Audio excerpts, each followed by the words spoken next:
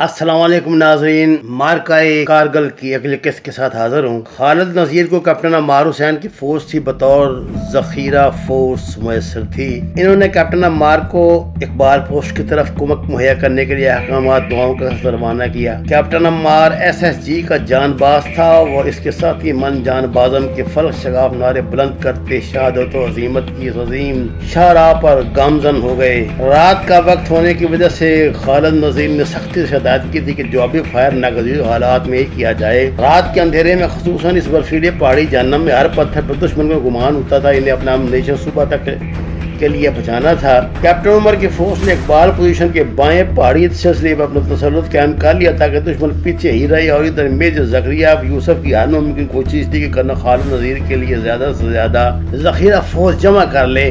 ان سے رابطے پر خالد نذیر کو اطلاع ملی کہ کیپٹن کرنل شیر خان ابھی بھی 4 جوانوں کے ساتھ ان کی پوزیشن پہ پہنچا ہے۔ کیپٹن کرنل شیر خان نے اپنے 5 جوانوں کے ساتھ رات 1:30 بجے اپنے OC کرنل خالد نذیر کو رپورٹ کی۔ 15 منٹ بعد نائب صوبیدار علیم زر اپنے 3 ساتھیوں کے ہمراہ شہادت گاہ الفت میں قدم رکھنے کی تڑپ کے ساتھ حاضری دے رہا تھا۔ اس مرحلے پہ کیپٹن کرنل شیر خان کو بارگاہ الہی میں جس کی حاضری اعلیٰ ترین منصب کے ساتھ منظور ہو چکی تھی، پورے دامن پھیلائے جس کی منتظر تھیں اور جس کے لیے آسمانوں سے زمین تک سرخ قالینوں کا فرش بچھایا جا رہا تھا، خون آلود جیکٹ پہن رکھی تھی۔ سر میں اسے خود سے جدا نہیں کر سکتا۔ اس پر سپاہی عرفان شہید کا خون لگا ہے جس نے میرے ہاتھوں میں جان آفری کو سونپی ہے۔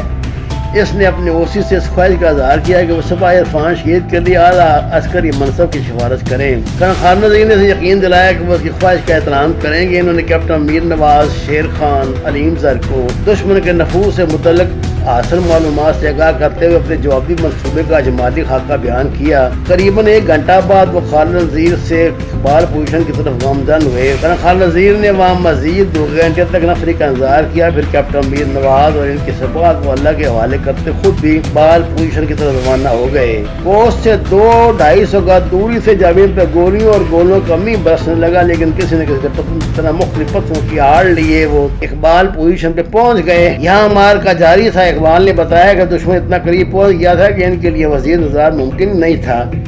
انہوں نے جوابی حملہ کر دیا تھا۔ اب تک شیر خان، عمار، اقبال اور صوبیدار بشیر کی جوابی حملہ پارٹیوں نے دشمن کے 4 سنگڑ RPG فائر سے تباہ کر دیے۔ بمشکل 45 منٹ کے بعد اس سے اگلی ٹیکری ان سے چھین لی تھی۔ یہاں جوابی حملے کا پہلا مرحلہ مکمل ہو گیا تھا۔ ابھی بمشکل آدھا گھنٹہ گزرا تھا جب دشمن نے دوبارہ تنظیم سازی کر کے پہلے سے زیادہ زوردار حملہ کیا۔ اس مرحلے پہ کرنل خالد نذیر کو captain colonel Sher Khan, captain Ammar کی طرف سے پیغام ملا کہ دشمن میجر ارشد اعظم کی طرف تیزی سے بڑھ رہا ہے اور یہ ایکشن لازم ہے، ہم اس طرف جاتے ہیں۔ یہ احساس وفاداری تھا، وہ پہل پن تھا، پاکستان آرمی کی جونی قیادت کی شناخت اور اعزاز ہے۔ 16 جوانوں پر مشتمل ایک سیکشن ترتیب دے کر دونوں میجر ارشد اعظم پوزیشن کی طرف بڑھے۔ لیفٹیننٹ اقبال تاج اور صوبیدار بشیر فائر بیس کے انچارج تھے۔ شیر خان اور عمار ایکشن گروپ کی قیادت کر رہے تھے۔ انہوں نے 3 سنگڑوں کو کلیئر کر لیا تھا۔ اب ارشد اعظم پوزیشن پر مشکل 300 گز دور تھے۔ کیپٹن شیر اور ان کے ساتھی شام 6 بجے موقع پر پہنچے۔ انہوں نے صورتحال کا جائزہ لینے کے بعد دشمن کی مزاحمت توڑنے کے لیے عسکری تاریخ کا دلیرانہ فیصلہ کیا اور دشمن پر بالکل فرنٹ سے اور الصبح حملہ کرنے کا منصوبہ بنا چکے تھے۔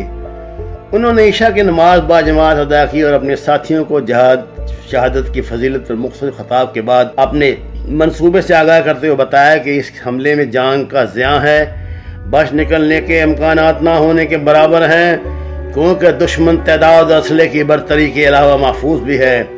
ساتھیوں سے کہا اگر وہ ان کا ساتھ نہ دینا چاہیں تو اس پر کوئی پابندی نہیں، لیکن ایسا کیسے ممکن تھا جنہیں شیر خان جیسا شیر دل کمانڈر میسر وہ پیٹ کیوں دکھاتے؟ انہوں نے اپنے سالار کے ساتھ یعنی مرنے کے عزم کو دہرایا۔ صبح SSG کے کیپٹن عمار بن سیام ملے۔ نماز فجر سب نے اکٹھے ادا کی اور اللہ کی عظمت و جلالت کی گواہی دیتے شوق شہادت سے بے قرار دشمن پر بالکل سامنے سے قرون اولیٰ کے مسلمان غازیوں کی طرح حملہ آور ہوئے۔ حملہ ایسا بھرپور تھا کہ دشمن کچھ لاشیں اور 4 زخمی سپاہی چھوڑ کے بھاگ گیا۔ اس طرح دونوں پوسٹوں کے درمیان رکاوٹ ختم ہو گئی اور دونوں میجر آشوں کی پوزیشن تک پہنچنے میں کامیاب ہو گئے اور دشمن سے تقریباً دو بدو ہو گئے۔ اس مرحلے پہ captain colonel Sher Khan, captain Ammar حسین، نائب صوبیدار علیم زر باری باری اپنی فورس کی کمان کرتے ہیں اپنے 6 اور ساتھیوں سمیت شہادت کے عظیم منصب پر فائز ہو گئے۔ ان کے دلیرانہ اقدام میں دشمن کی کمر توڑ دی تھی۔ حملہ کیا کیپٹن کرنل شیر خان، اس کے جان بازوں کی شہادت اور دلیرانہ اقدام نے دشمن پر لرزہ طاری کر دیا تھا۔ ان کی بہادری نے دشمن کو متاثر کیا جو کیپٹن شیر خان کی لاش دلی لے گیا، جہاں سے وہ قریباً 15 دن بعد ان کا جسد خاکی پاکستان لایا گیا۔ کرنل خالد نذیر کو اعلیٰ کمان سے حکم ملا کہ میجر ارشد اعظم کو اور اس کی فورس کی اقبال پوزیشن پہ واپس بلا لو۔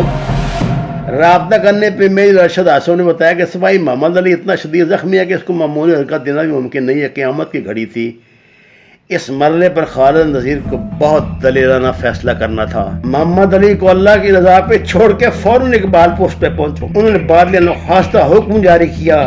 خالد نذیر بے چینی سے اپنے جوانوں افسروں کی خیریت کا منتظر تھا۔ صبح تک 17 جوان اقبال پوزیشن پہ پہنچ چکے تھے، لیکن ان میں میجر ارشد اعظم، سپاہی فقیر محمد، سپاہی نذیر احمد، سپاہی محمد علی شامل نہیں تھے، جس پر لیفٹیننٹ اقبال صوبیدار بشیر کو خالد نذیر نے صورتحال جاننے کے لیے بلایا۔ صبح ہونے پر جب خالد نذیر آنکھوں سے دوربین لگائے سامنے میجر ارشد اعظم پوسٹ کا جائزہ لے رہے تھے تو انہیں ایک پیک دکھائی دیا۔ لیفٹیننٹ اقبال کی کمان میں گشتی پارٹی اس طرف گئی، پیک کو اٹھا لائی۔ یہ زخمی سپاہی محمد علی تھا، جس کی آواز اس وقت قائم تھی لیکن وہ ہوش میں نہیں تھا۔ اسے فوراً پیچھے روانہ کیا گیا۔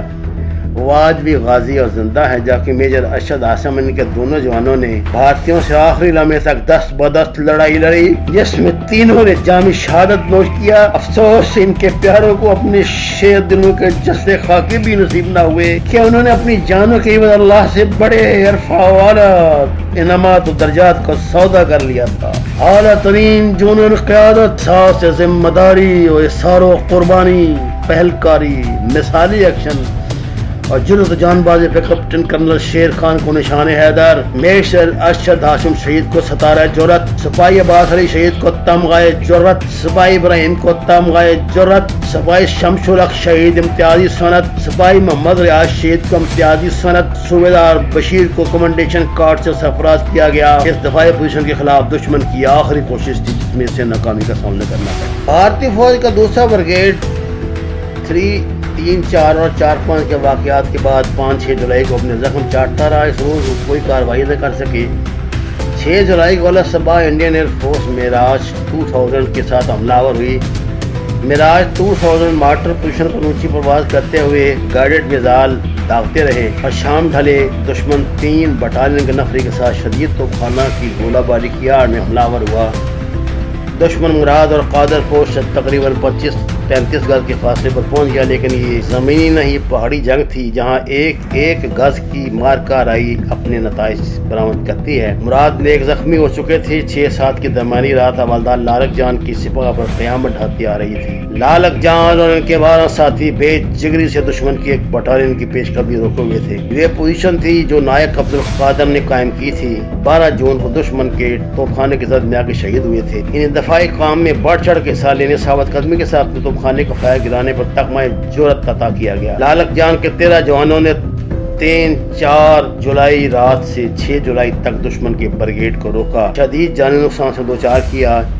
ایک نان کمیشن افسر کی زیر کمان ایک بہت اہم ذمہ داری، ایک بہت بڑی آزمائش تھی۔ ہیوی آرٹلری فائر دشمن 35 گز پر، لیکن ان جانشینوں کی قوت ارادی میں کمی نہ ہوئی۔ لیفٹیننٹ وسیم شفیق جو ندیم پوزیشن پر محمد علی کے ساتھ اسے فوری طور پہ لالک جان کی پوزیشن کو مزید نفری کے ساتھ مستحکم بنانے کے احکام دیے گئے۔ 7 جولائی الصبح جب لیفٹیننٹ وسیم شفیق اپنی فورس کے ہمراہ پہنچا تو لالک جان کے 10 جان باز شہید ہو چکے تھے۔ حوالدار لالک جان، سپاہی تجمل اور لانس نائک بشیر شدید زخمی تھے۔ اس حالت میں بھی وہ دشمن پہ فائر کر رہے تھے۔ فرض سے لگن کی انتہا تھی کہ وسیم شفیق نے حتی الوسع مرہم پٹی کر کے ان کی جان بچانے کی کوشش کی۔ دشمن فوج کا دباؤ جاری تھا۔ اس کشمکش میں دشمن فیکٹ میزائل بھی فائر کر رہا تھا اور مشین گنوں کا بھی بے دریغ استعمال کر رہا تھا۔ میزائل پھٹنے سے یہ تینوں زخمی زخموں کی تاب نالا کر شہید ہو گئے۔ بلند حوصلہ فورس اور اس کی قیادت آخری سانس تک لڑتی رہی۔ 4 راتوں تک دشمن کے بریگیڈ حملے کو روکے رکھا۔ حوالدار لالک جان نے ذاتی مثال سے قیادت کی اور آخر میں منزل مراد پا گئے۔ ایک NCO کی قیادت میں آخری سانس تک دفاع पाक वतन की तारीख का सुनहरी बाप है। पुरज़्ज़म इरादे, साबित कदमी, हिम्मत और इस्तक़लाल, बहादुरी और जुर्रत के एतराफ़ में हवालदार लालक जान शहीद को निशान हैदर, सिपाही तजम्मल को तमग़े बिसारत, सूबेदार मोहम्मद रशीद शहीद को सितारा जुर्रत, सिपाही गुलाम मेहदी शहीद को तमग़े जुर्रत, सिपाही मारूफ हुसैन को तगमे जुर्रत, सिपाही नरसिंह मोहम्मद बशीर को तगमे जुर्रत और कैप्टन सैयद अहमद अब्बास को इम्तियाजी सनद अता की गई। कैप्टन सैयद हुसैन ने मुराद पोस्ट पर मिसाली क़यादत की और 8 जुलाई को दुश्मन के हवाई हमले में शहीद हुए। 3 डॉक्टर कैप्टन रेहान बशीर इम्तियाजी सनद, कैप्टन रियाज, कैप्टन कामरान को पेशा रवाना महारत, लगन और मेहनत, जुर्रत और बहादुरी पर भी काबिल दीद थी। क्राफ्टमैन मोहम्मद इकराम EME ने दफा के दौरान हुसैन पोस्ट पर 27 जून को शहादत का रुतबा हासिल किया। सूबेदार मेजर साद मलूक को आला कारकर्दगी पे चीफ ऑफ आर्मी स्टाफ की तरतीबी सनद मिली। हर वो बहादुराना अमल जो CO इल्म के इल्म में था इसे सराहा गया, लेकिन जंगी धुंध में बहुत से जानबाजों के कारनामे आंखों से ओझल रहे।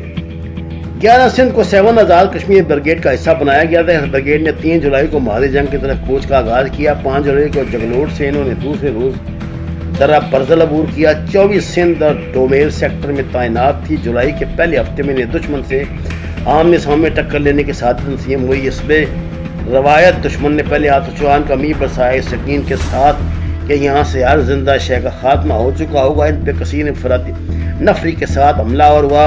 यहाँ 3 बंकर थे जिनमें सिंध के जानबाज मोर्चा बंद थे। पहले 2 बंकरों पर तो दुश्मन ने कब्जा कर लिया क्योंकि यहाँ मुकाबला करने वाला कोई जिंदा ही नहीं बचा था, जबकि तीसरे बंकर में 2 सिंधी जवान डट गए। 3 दिन तक ये शेर दिल भूखे प्यासे दुश्मन की आगे आहनी दीवार बने रहे। इन तक रसद पहुंचाने की हर कोशिश दुश्मन नाकाम बना देता था। चौथे रोज सूबेदार रमसगुल ने 3 जवान साथ लिए। बंद खुराक के डिब्बे और पानी की बोतलें लेकर इनकी मदद को शहादत गहे उल्फत की तरफ गमजन हुआ।